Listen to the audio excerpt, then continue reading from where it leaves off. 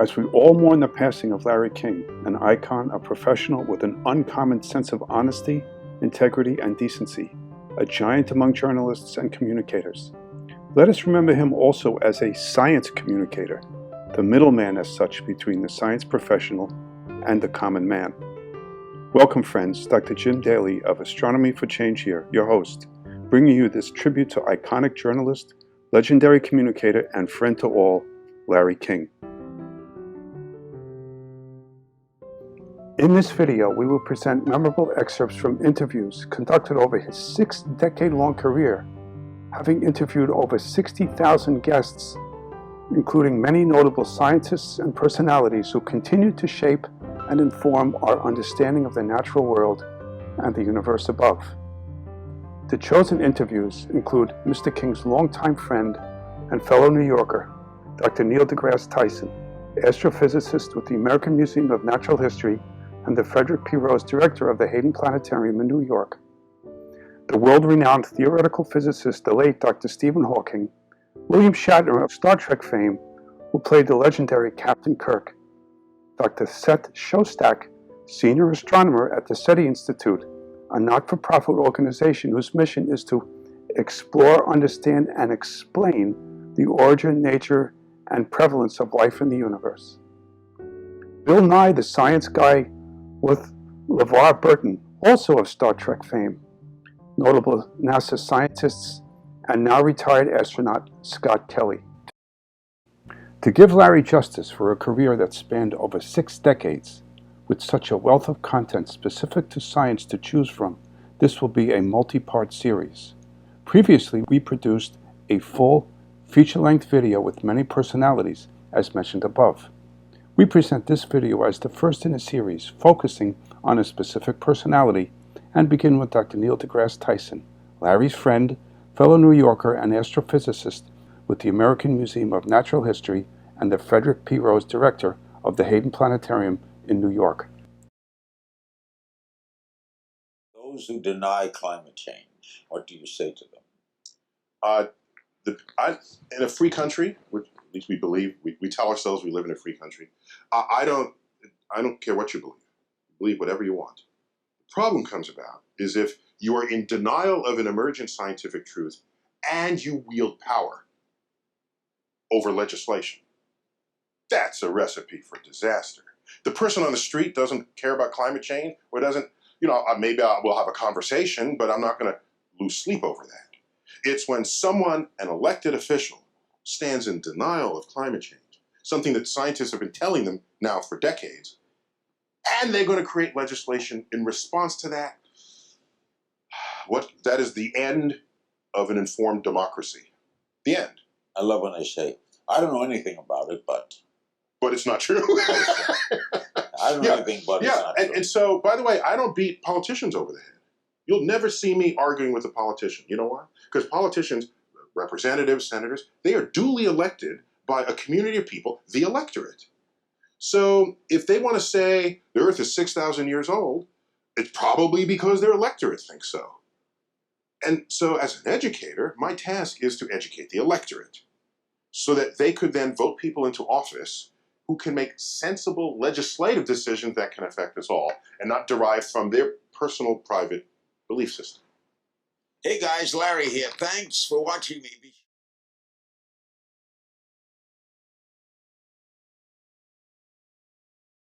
I'm amazed at the kind of people here. What an amazing and you got the Stephen Hawking medal. Now, I have interviewed Stephen 3 or 4 times. What did it mean to you to get that medal? Well, so we're reminded that Stephen Hawking is not only a brilliant scientist, but he himself has committed so much of his life, time and effort to bringing the universe down to Earth. I guess we can start that time clock with A Brief History of Time, a runaway bestseller from back, I guess, was it the 80s or if not early 90s? And he's done TV shows, he's written multiple books. With ALS. With ALS, or whatever version he has that he can still live as long as he does.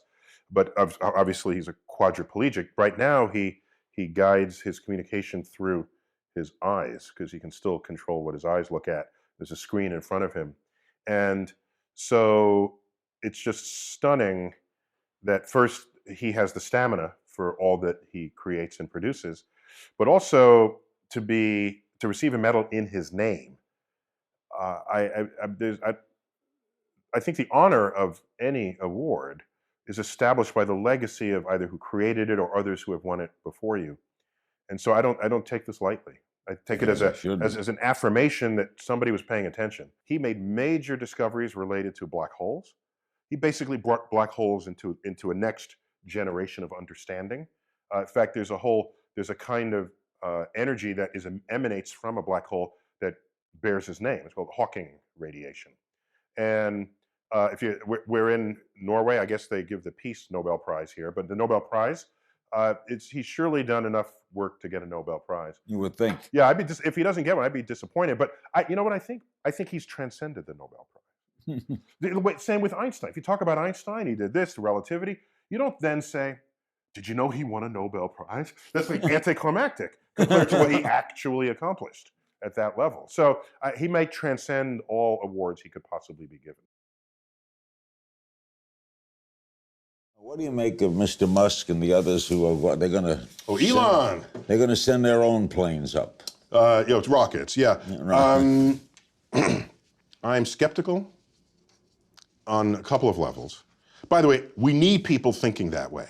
He wants to send a mission to Mars. We need those people in society. Otherwise, the rest of us think that every other day should be like the previous one. So let me just lead with that. But I can tell you that the first people to do really expensive things where they're dangerous and people could die and there's no known return on investment, those are not business people. Those are governments. The first Europeans to the New World were not the Dutch East India Trading Company. It was Columbus, funded by Spain. Then he draws the maps, and here's the trade winds, and here's where the hostiles are and the friendlies are. Here's where you find the fruit that you can eat.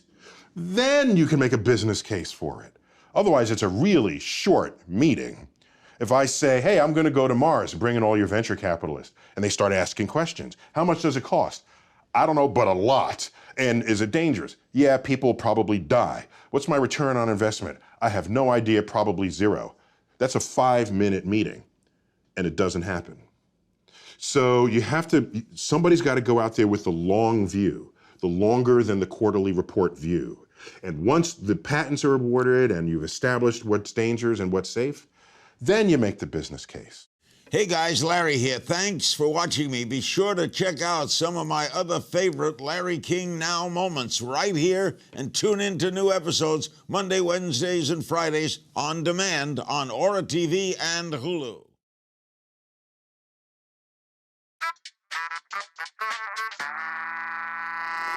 Some little-known facts about you. Just throw them out, okay?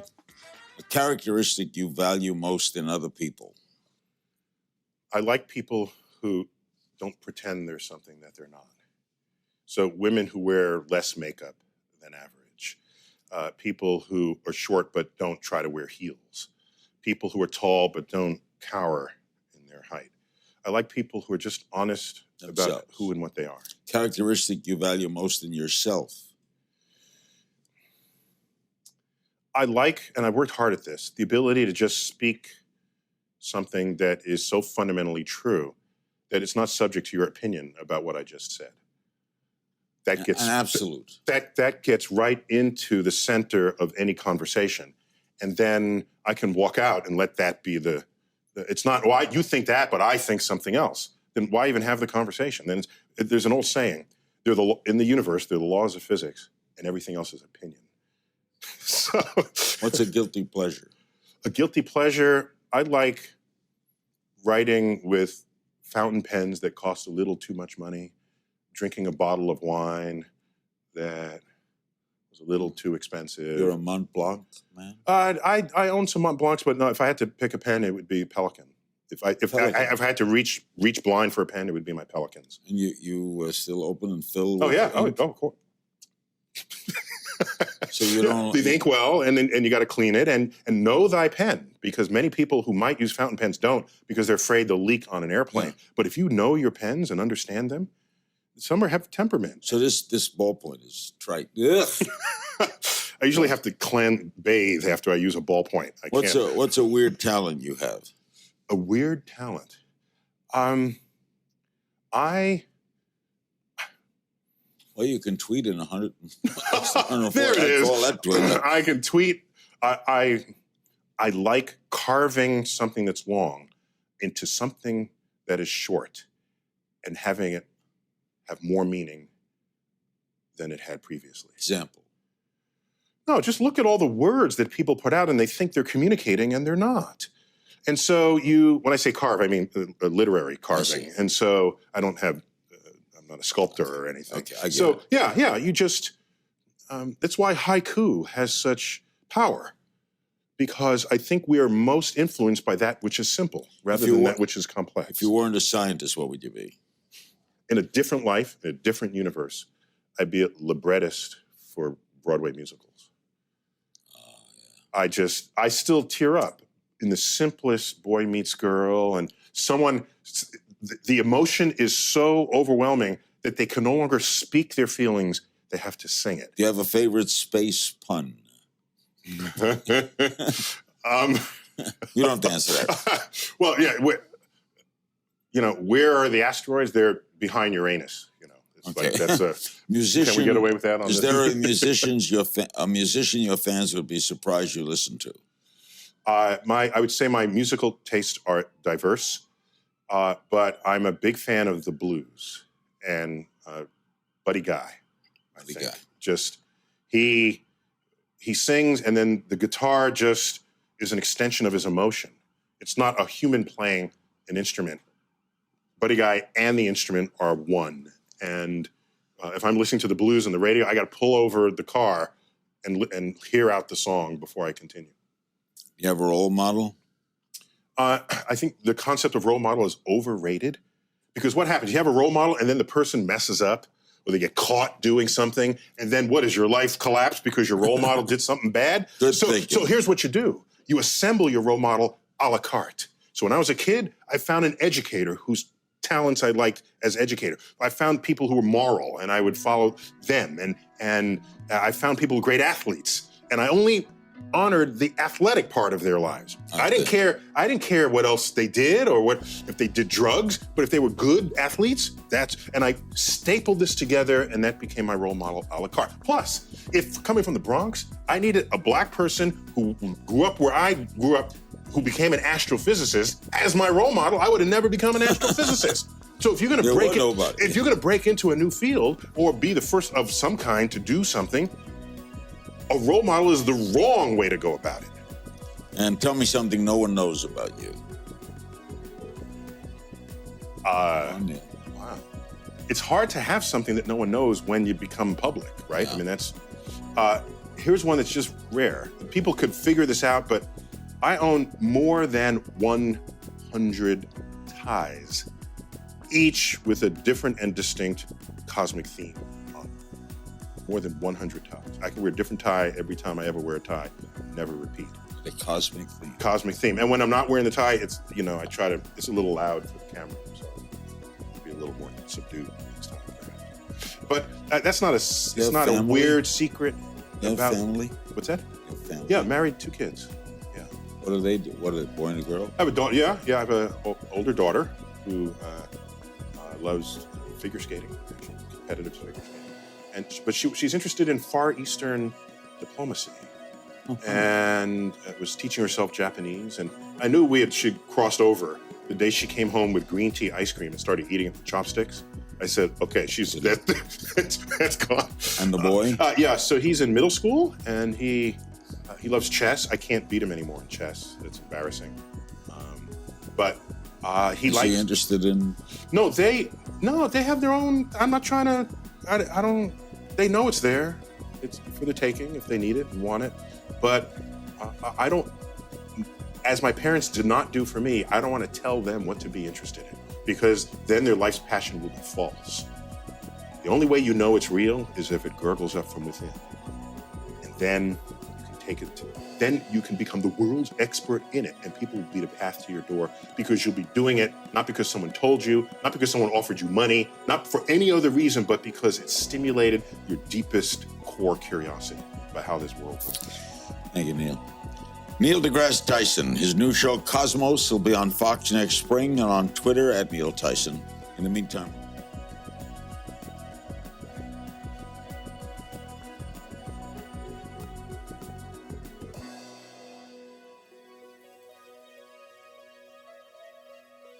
This is Dr. Jim Daly of Astronomy for Change. May you come to love the stars too fondly to be fearful of the night. The great philosopher Plato famously said, "Astronomy compels the soul to look upward and leads us from this world to another." Astronomy for Change is a nonprofit organization whose mission is to effect positive change through astronomy and science education.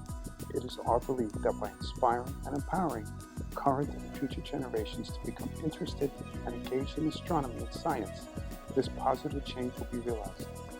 If you found this video helpful and educational, please like, subscribe, and share. Also, why not consider supporting us on Patreon? Head over to our homepage, astronomyforchange.org, click Support Us via PayPal or Patreon, and choose a membership level suitable for you. Every little bit helps us produce the great content and further our mission.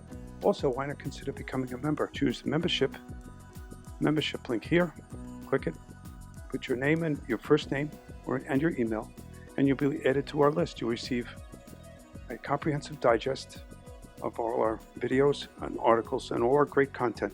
Joining and becoming a patron helps us grow and improve and more fully realize our mission. Thank you.